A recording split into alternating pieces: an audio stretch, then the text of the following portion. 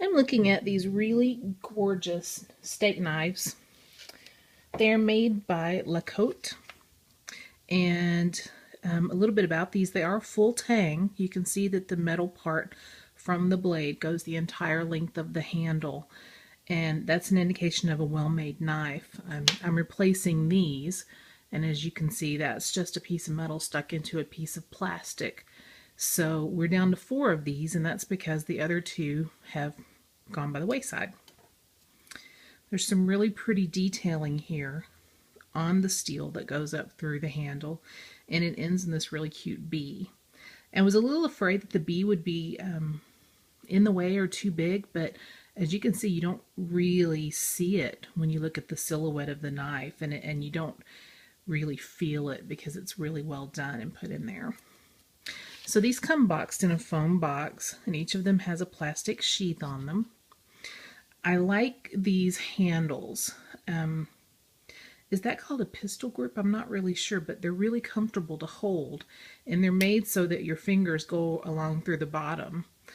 And again, the ones I was using before, you can see that there's really nothing about those handles that's had any thought put into them. These are also quite hefty. I brought a scale over here so I can see how much they weigh. And they're over 3 ounces. Let's see if I can get that in the shot. Over 3 ounces each. For comparison, I have a nice set of just cooking knives. This is a Wusthof paring knife, which weighs substantially less. So that's not to say that these are heavy and uncomfortable. It's to say that they're heavy and substantial.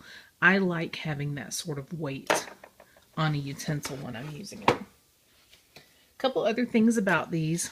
They are made of paca wood, and as you can see, each knife has a different grain to it, and that's one of the good things about the paca wood. I looked up what that is. It's a wood composite, and the reason that they use this, it's very commonly used in knives, and the reason that they use it is because real wood is not waterproof, and it'll split and it'll warp. These won't do that. So they do recommend that you hand wash these, and I do recommend that with any good knives that you have. But the use of the wood composite is to give these longevity and to keep you from having headaches in the future. Then this fitting between the blade and the handle is a brushed copper. There's some information on the bottom of the box that I just want to turn over.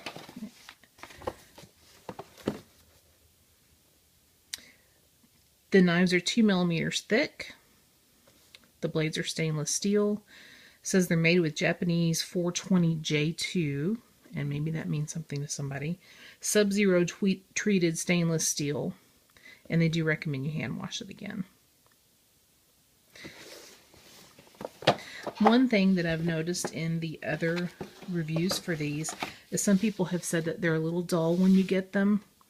And I do recommend just having some sort of knife sharpener on hand. I got this one online. It was not very expensive, but I had noticed with my Wusthof knives that they would get dull over time because knives are meant to be resharpened. So especially when you buy a quality knife like this, sharpening it is just part of it. And you can either do that with a sharpening steel, or you can do it with a knife sharpener. And this is one that I just got that suctions to the counter if you do it right. And it's as easy as this. You just pull it through. They say 3 or 4 times, and it sharpens the blade.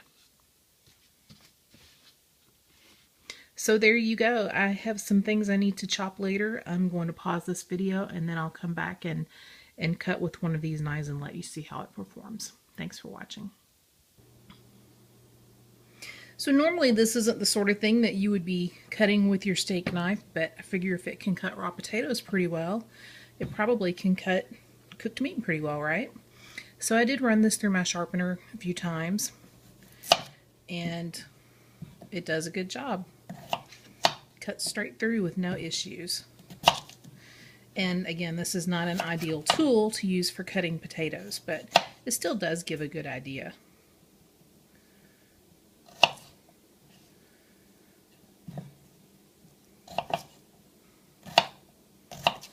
Thanks for watching.